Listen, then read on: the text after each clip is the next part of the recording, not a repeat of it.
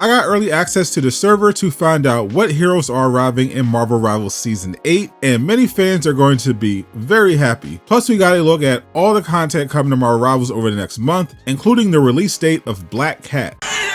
What to do, Durag Nation? There is an actual mountain of information to go through, so I'll do it quickly so you'll have plenty of time to watch Daredevil Born Again Season 2. First, Hulk smash that hype button so YouTube shares all this news with superhero fans, and let's get it. So the biggest content day is of course Friday. New hero White Fox arrives, and as I went over in my gameplay guide for her, this character is going to be one of the best heroes in the game on day one, especially after the huge balance changes. The highlight of that is the 20% nerf to the charge of every ultimate on the roster, so fights will be a lot more skill based instead of ult spam. Ranked players will also be getting an extra ban, and placement matches will now score you based on performance instead of just wins and losses. This will allow good players to climb even when their team sucks, and bad players who drag their team down won't be boosted anymore. Struggling heroes like Wanda and Iron Man got some much needed buffs, and the blade changes seem insane. It looks like he's going to be good for the first time, besides in the Marvel Zombies PvE mode. Hulk also got some huge buffs this season to make up for the fact that he's not getting any skins. Speaking of, Rivals is switching things up for the Season 7 launch with 3 new costumes in the shop instead of the usual 2. Ultron fans are being well fed with this absolute fire Odin Force Ultron costume inspired by his appearance in 2015's Ultron Forever issue number 1. And if you love it when Rivals adapts comic book costumes, you might be disappointed during this half of the season because there is a lot of Marvel Rivals originals. Joining Ultron is what I believe to be the final of the new Marauders set of skins. This one is the Marauder Marksman costume for Punisher, joining Emma, Iron Man, Psylocke, Venom, and Deadpool on their pirate adventure through space. New hero White Fox is getting the leader costume. This is one of many Marvel Rivals original outfits we'll be getting this season with the theme of ESU. Because of all the crazy stuff happening in New York, made worse by Mayor Kingpin arresting vigilantes, our heroes are going undercover at Empire State University to investigate, which is the theme of the Tablet of Life and Time Battle Pass, with most of the characters getting their own college disguise, including the admittedly funny, low-key costumes for Thor and the Trickster God. The only non-ESU costumes on the Season 7 Battle Pass, besides a Hawkeye recolor, is this really cool original Penny Parker costume based on the Faulty Dreams and Twisted Nightmare event from last season, as well as the comic-based Living Tribunal costume for Adam Warlock, and the highly anticipated 1602 costume for Angela, inspired by her appearance in 1602 Witch Hunter Angela. The shop will also be updated with fresh accessories for more of your favorite heroes, introducing some new characters to the game as cute keychains, including Red She-Hulk and Hawkeye's protege Kate Bishop. There's of course free stuff as well. Season 7 launches with a new event called The Dual Life of Peter Parker, headlined of course by Deadpool, going undercover at ESU as well. This free costume will be Wade's next outfit, and the event also gives people a free cheerleading emote for Deadpool to show his school spirit that I'm sure Tankpool players will be spamming after eliminating your team. Next week we're getting more Deadpool content with this amazing emote arriving on April Fool's Day, where you get to ride on Jeff the Landshark. Other heroes will be getting the same emote. Part 2 of the Luna Snow propaganda event for her new comic and song continues, as Namor, Star-Lord, and Magic will be the latest to get Disco Revolution costumes, though I have a feeling fans won't be complaining about these in particular. Dropping in the shop that week is another ESU Showdown costume. This one is Captain America disguised as a football player. He'll be joined in the shop by the highly anticipated Thieves Guild costume for Cloak and Dagger that was first revealed in the Marvel Rivals tie-in comic. I'm so happy Cloak will finally have legs. April 3rd is the arrival of the new map, Lower Manhattan, which we got a first look at during the White Fox gameplay trailer, and it already looked like it'll be my favorite map so far. In the shop that week is a couple's costume for Invisible Woman and Mr. Fantastic. That is of course another ESU Showdown costume, with Reed undercover as a professor, and Sue not being very subtle with that Fantastic Four belt buckle. April 10th is some fan service for Iron Fist enjoyers, as his ESU costume is totally shirtless. Joining him is much weirder fan service, as Deadpool is getting a maid costume inspired by his French maid outfit from the comics, and his best friend Jeff will be joining him. Then things get crazy once again on April 17th with the launch of Season 7.5. That's when Black Cat arrives on the roster as a playable hero, and it will also be the debut of the first game mode as part of the Marvel Rivals Path to Doomsday event, where each season will drop a new PvE mode based on an Avengers movie. with April's being a 5v1 mode based on Avengers 2012, where you have to save New York from Loki. A month after that is Marvel Rivals Season 8, and thanks to Season 7, we know what heroes to expect. At the end of the Battle Pass, we get a story featuring Jean and Rogue meeting in a cafe after the events of New York have been finally resolved. During this conversation, we get a tease of some of the new characters. Jean talks about how she misses Cyclops and feels like he's closer than we think, but the ending reveals there is a mysterious figure watching Jean from across the street that somehow has the exact same thought patterns. This is only possible for a clone, which means the mysterious figure is Madelyne Pryor, aka the Goblin Queen. She was a clone of Jean Grey created by Mr. Sinister that had a baby with Cyclops, who grew up to be Cable, but she turned on the X-Men after their relationship fell apart. We can actually see her in the gallery card watching Jean from across the street on a rooftop. But she's the villain, not the hero. Like last season's gallery card, that information is also hidden in the image. If you look on the floor near Jean, you'll see a pair of glasses that clearly are the same ones Cyclops wears when he's not in battle. But above him, seemingly out of place, is a dinosaur doll. That is in fact Devil Dinosaur. He was one of the monsters Deadpool freed from the Collector. He got separated from his best friend Moon Girl, who was currently looking for him. Moon Girl is a Marvel hero and child genius that accidentally opened a portal to another dimension that brought Devil Dinosaur to our world, and they've been best friends and heroes ever since. Moon Girl and Devil Dinosaur will likely play similar to Cloak and Dagger, allowing you to swap between the two. Moon Girl has no powers but has a ton of crazy gadgets, so she could be a duelist or strategist. Meanwhile, Devil Dinosaur would clearly be a vanguard, so their playstyle seems like it'll be a lot of fun. I'm expecting Cyclops to be a duelist for sure, but I don't mind because we need him. What do you think of all the content coming in Season 7 and Cyclops and Devil Dinosaur dropping for Season 8? Let me know in the comments below. But if you're not satisfied and need more superhero news, I got you covered with 13 upcoming superhero games you don't want to miss. Click the video on screen to learn more. And a huge shout out to everyone supporting me on Patreon. Join for free so you never miss an update.